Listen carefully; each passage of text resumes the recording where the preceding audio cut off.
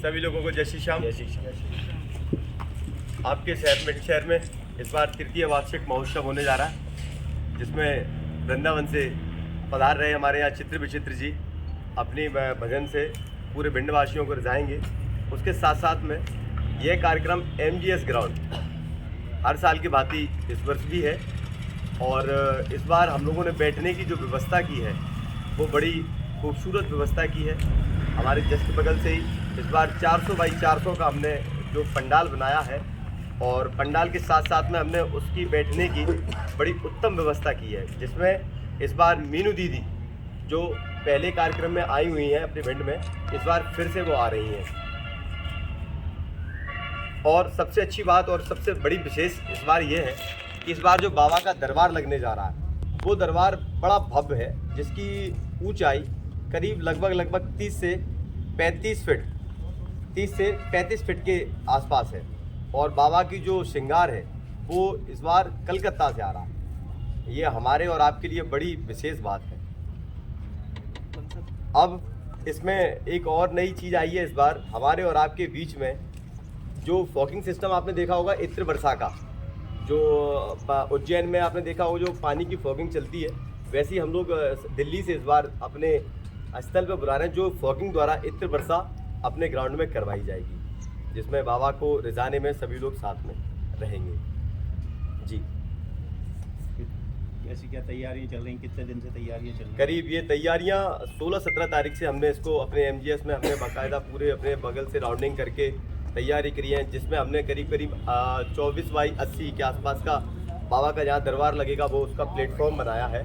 और उस प्लेटफॉर्म के साथ साथ में करीब 60 फीट लंबी बाबा की रैंप बनाई है, जिसमें हमारे कलाकार जो हैं जैसे कि मीनू दीदी हैं वो चल के और चित्रवित्र जी बैठ के अपना भजन गायन करें। अनुमानित भीड़ हमने जो अभी बैठने की व्यवस्था की है वो करीब 20,000 लोगों के बैठने की व्यवस्था की है। अच्छा, उसके बाद में करीब 5-7 हज़ार लोगों के अपने पंडाल से बाहर खड़े होने की व्यवस्था की है। उसमें बैठने की व्यवस्था जो हमारे पास है वो 20,000 लोगों की व्यवस्था है। कैसे क्या प्रचार प्रसार शहर में किया जा रहा है, या शहर क्या प्रचार प्रसार की स्थिति कुछ इस प्रकार है कि सभी श्याम प्रेमियों द्वारा, श्याम भक्तों द्वारा, आप सब मीडिया सहयोगियों द्वारा,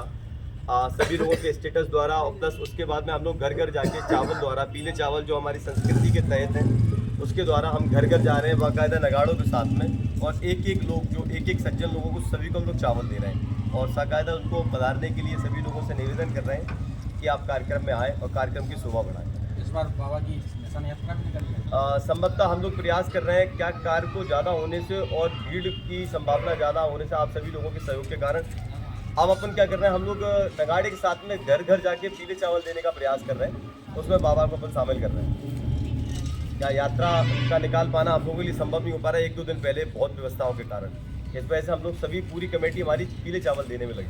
चित्र विचित्र जी को लेके महिलाओं में ज़्यादा क्रेज है, तो महिलाओं के बैठने की क्या व्यवस्था की गई है, किस तरह का क्या? उनकी व्यवस्थाओं में हम लोगों ने बड़ी प्रशासन की ओर से बड़ी मदद मांगी है कि उनके लिए प्रशासनिक तौर पे जो महिला अपने पुलिसकर्मी है वो हम लोगों को मिले, और उनकी सुरक्षा की दृष्टि से देखते हुए सभी से सहयोग भी कर रहे हैं, और कुछ अपने समाज सेवी को लोगों से सहयोग करने की आशा रखते हैं कि वो आके व्यवस्थाएं बनाएं। उत्तम व्यवस्था उनका एक अलग पूरा ग्राफ बनाया है, करीब 400 बाई 150 के आसपास का उनका अलग का ग्राफ है। कितने गेट बनाए हैं एंट्री के लिए? एंट्री में हम लोगों ने करीब 4 से 5 सहज जो बिल्कुल सामान्य गेट हैं, जिनमें लोगों को आने में बड़ी आसानी है, और वो आएंगे जाएंगे आराम से, बिल्कुल कहीं दिक्कत नहीं। तो कार्यक्रम स्थल है वो शहर से थोड़ा बाहर है,